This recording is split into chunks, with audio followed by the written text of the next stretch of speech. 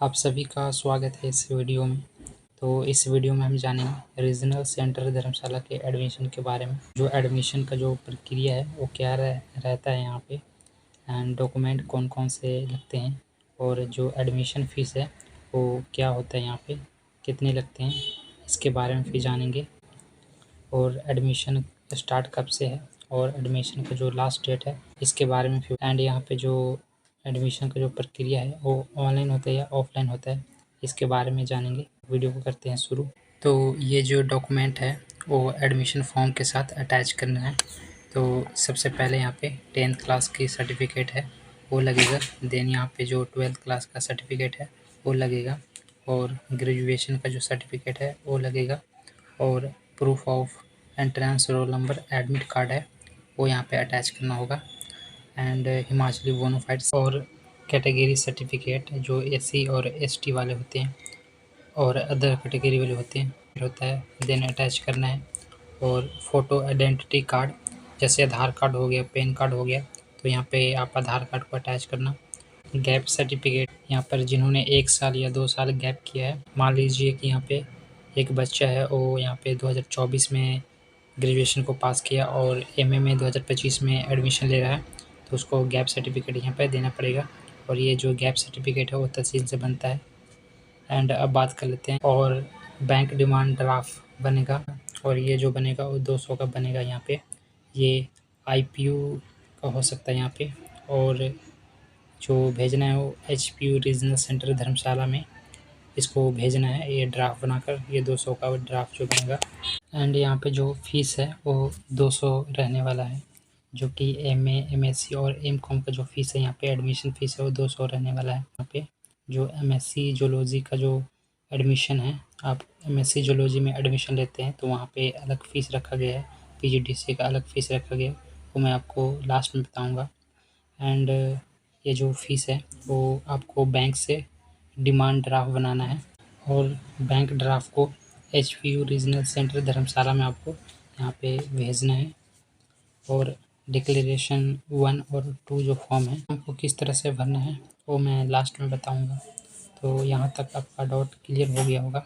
तो यहाँ पे इम्पोर्टेंट जानकारी बताया गया है, वो admit card copy, application form submit, HPU entrance test जो रिसिप्ट है आपको यहाँ पे लगाना होगा, अटैच करना होगा। जो एचपीयू का जो एंट्रेंस टेस्ट है वो यहाँ पे कॉपी अटैच करना होगा।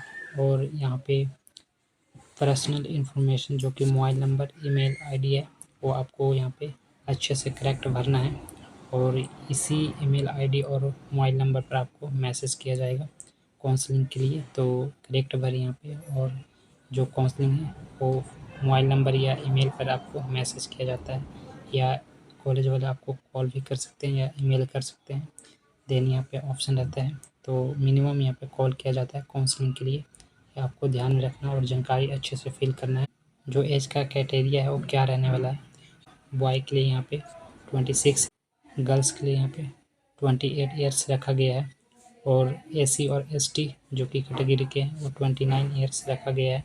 अदर कैटेगरी है यहाँ पे एज रखा गया है। अब यहाँ पे मान लीजिए कि टाई हो जाता है, जो कि फॉर एग्जांपल ए और बी ये 2 बच्चे हैं, और दोनों का जो एंट्रेंस में यहाँ पर 60 और 60 नंबर आए हैं, तो इस कंडीशन में जो बैचलर डिग्री है उसका जो नंबर है वो काउंट किया जाएगा, और एज है वो काउंट किया जाएगा। और जिसका जो नंबर ज़्यादा आएगा, मान लीजिए कि काउंट करके ए का 70 नंबर आ जाता है, तो इसको सीट दे दिया जाएगा इस ऑप्शन में।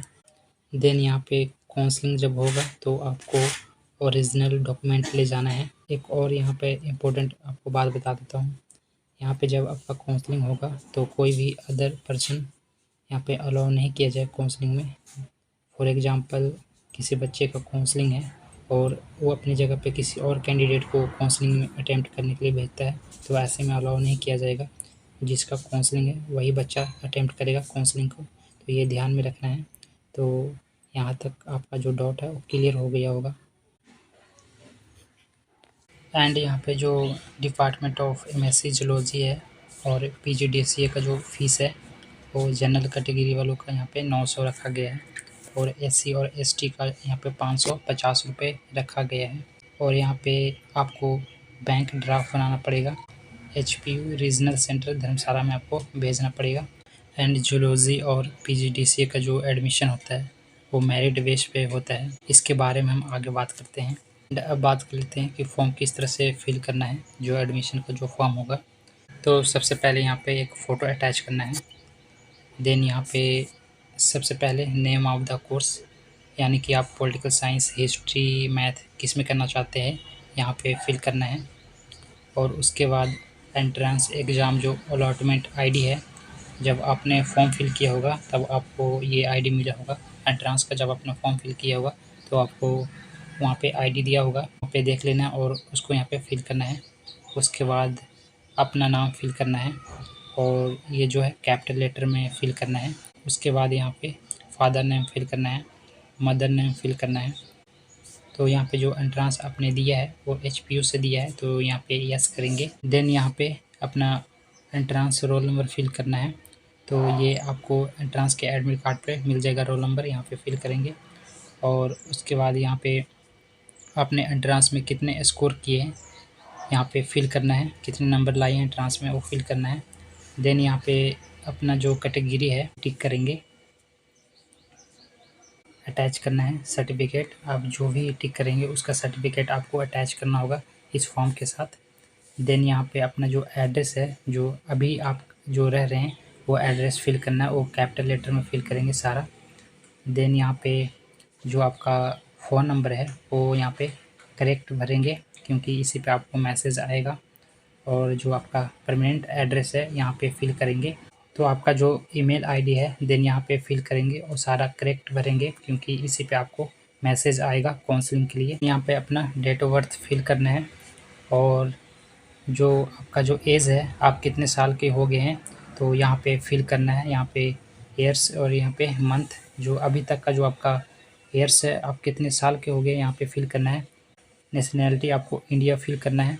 देन यहाँ पे सेक्स मेल है कि फीमेल है, देन यहाँ पे फिल करना है।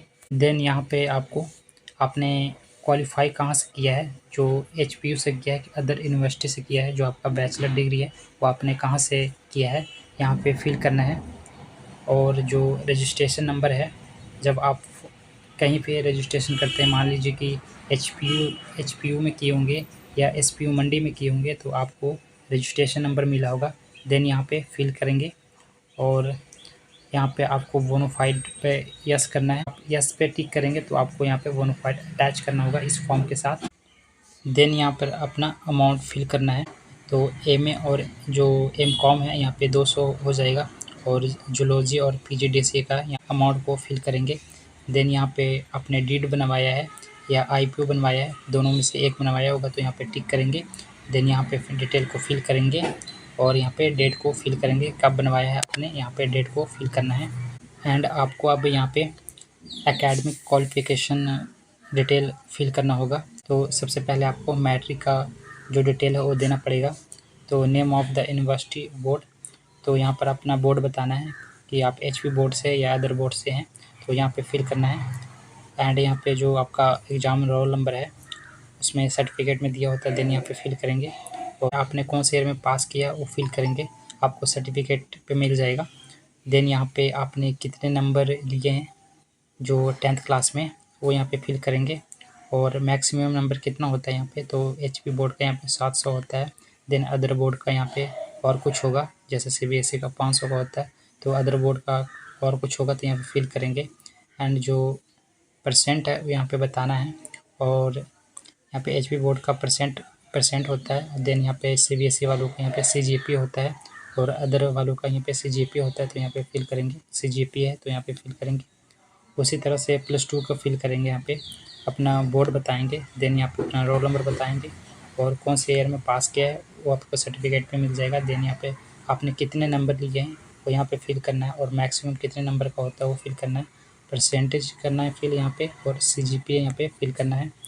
अब यहाँ पे अपना जो बैचलर डिग्री क्वालिफिकेशन है वो यहाँ पे फिल करना है। तो सबसे पहले अपना यूनिवर्सिटी नेम बताना है कि आपने HPU से किया है, SPU मंडी से किया है कि अदर कॉलेज से किया है। यहाँ पे यूनिवर्सिटी नाम फिल करेंगे। उसके बाद यहाँ पे रोल नंबर यहाँ पे फिल करेंगे, वो सर्टिफिकेट पे दिया होता है रोल नंबर। देन यहाँ कौन से ईयर में। देन यहाँ पर एक और आपको बात बता देता हूँ जो इम्पोर्टेंट बात है, आपने यहाँ पे तीनों ईयर्स का फिल करना है। जो आपके मान लीजिए कि आपने 3 ईयर्स का ग्रेजुएशन किया है, तो 3 ईयर्स में जितने भी नंबर आपने लिए हैं वो यहाँ पे फिल करना है। First year, second year, third year को जोड़कर यहाँ पे आपने कितने नंबर लिए हैं वो। देन यहाँ पे जो मैक्सिमम नंबर है वो फर्स्ट ईयर में एचपीयू की बात करें या एसपीयू की बात करें तो 800 नंबर का होता है। First year, second year, third year 800 number का होता है, तो 2400 नंबर का होता है यहाँ पे। तो आपको 2400 यहाँ पे फिल करना है और 2400 में अपने कितने नंबर लिए हैं वो यहाँ पे फिल करना है। तो 3 साल में जो भी आपका सीजीपीए बना है देन यहाँ पे फिल कर देंगे।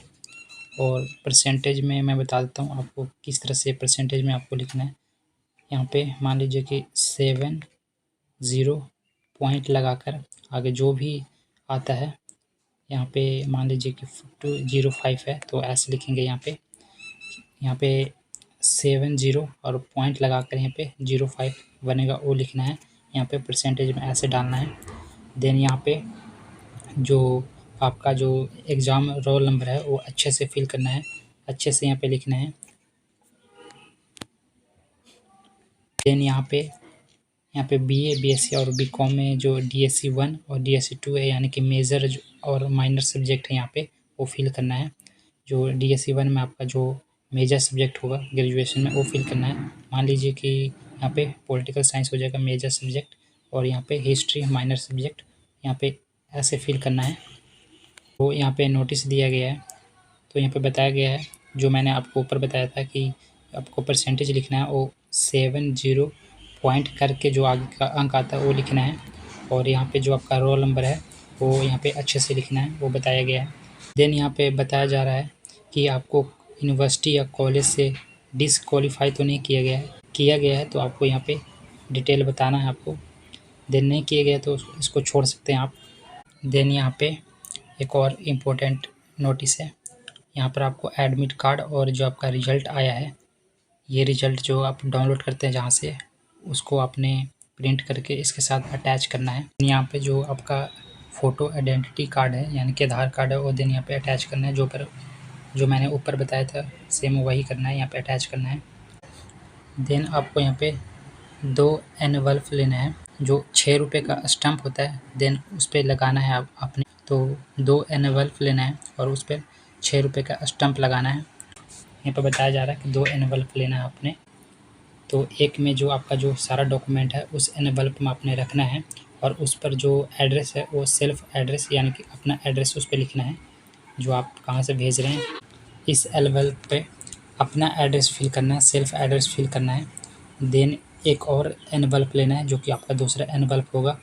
जो पहला एनवल्प है वो दूसरे एनवल्प में हम रख देंगे, उसमें रख देंगे सारे डॉक्यूमेंट को। और उस पर जो दूसरे वाले एनवल्प है उस पर हम यानी कि कहाँ भेजना चाहते हैं उस हमने भेजना है रीजनिंग सेंटर धर्मशाला में।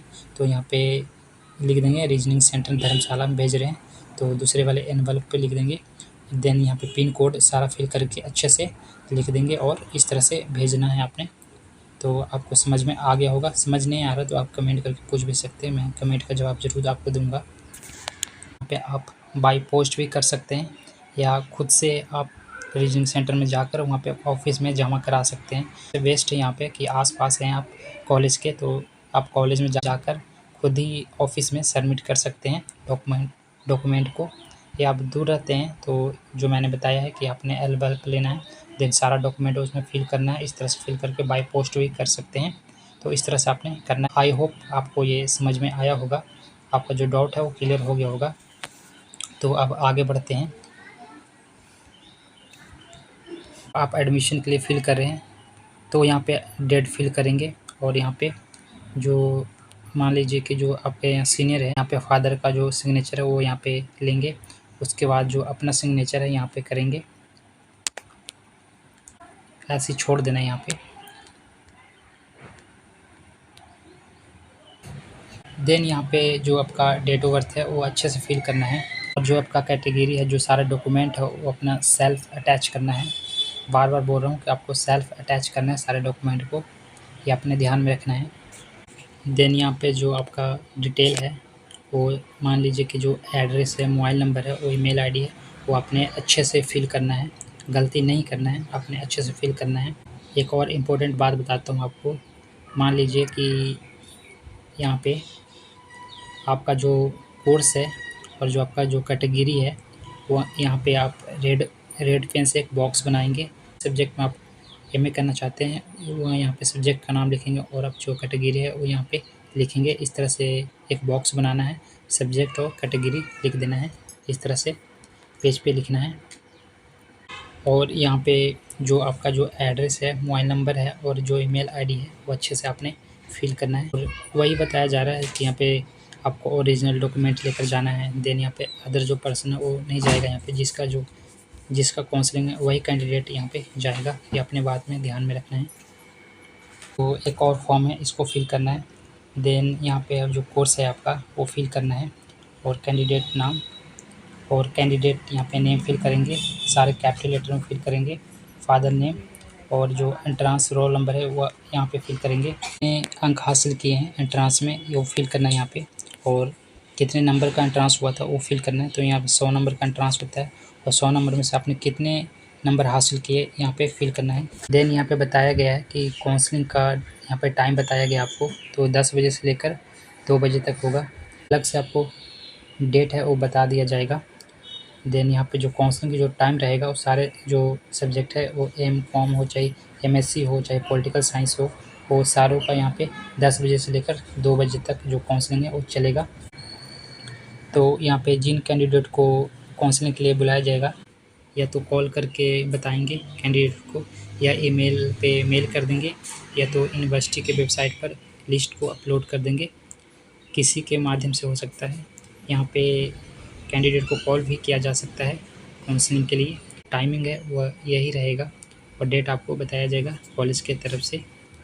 अब यहाँ पे जो एक फॉर्म है वो मैंने ऊपर बताया था, डिक्लेरेशन फॉर्म 1 और 2। तो यहाँ पे तो आई एम यहाँ पे फिल करना है सन ऑफ डॉटर या श्रीमती। देन यहाँ पे स्टूडेंट ऑफ किस कॉलेज में पढ़ाई करते हैं। देन यहाँ पे क्लास जो BA BSc एंड BCom यहाँ पे फिल कर सकते हैं। देन स्क्रॉल करके नीचे आएंगे। देन यहाँ पे आपको सिग्नेचर करना है। उसके बाद डिक्लेरेशन फॉर्म 2 है वो फिल करना है। यहाँ पे एम बताना है और उसके बाद आपका एज बताना है और उसके बाद सन डॉटर हैं या श्रीमती हैं वो बताना है और अपना यहाँ पे रिलेशन बताना है। उसके बाद स्क्रॉल करके नीचे आएंगे, सेम वैसे लिखना है। आई एम, एज क्या है वो लिखना है, एज क्या है, डॉटर सन यहाँ पे बताना है आपने और यहाँ पे रिलेशन बताना है आपने। तो सेम वैसे ऊपर वाला जो भरा वैसे भरना है, फिल करना है और यहाँ पे बताना है अपने डेट और ईयर्स मंथ। उसके बाद यहाँ पे अपने सिग्नेचर करना है। तो इस तरह से अपने फॉर्म को फिल करना है। बाकी आपको समझ में नहीं आ रहा तो कमेंट करके पूछ सकते हैं, मैं उसका जवाब मैं ज़रूर आपको दूंगा। तो इस तरह से अपने फॉर्म को फिल करना है। अब बता देता हूँ आपको कि यहाँ पे कौन कौन से जो डिपार्टमेंट है वो रन किए जाते हैं यानी कि पढ़ाए जाते हैं, वो मैं आपको बता देता हूँ यहाँ पे।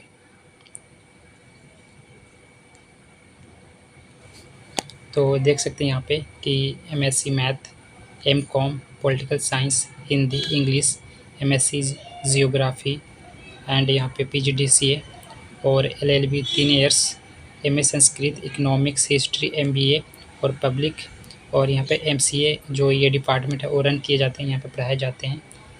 एंड तो आपको देखकर पता लग गया होगा कि फॉर्म किस तरह से फिल करना है। तो आपका सभी जो डाउट है वो क्लियर हो गया होगा। तो वीडियो अच्छा लगा तो लाइक एंड चैनल को सब्सक्राइब जरूर करें।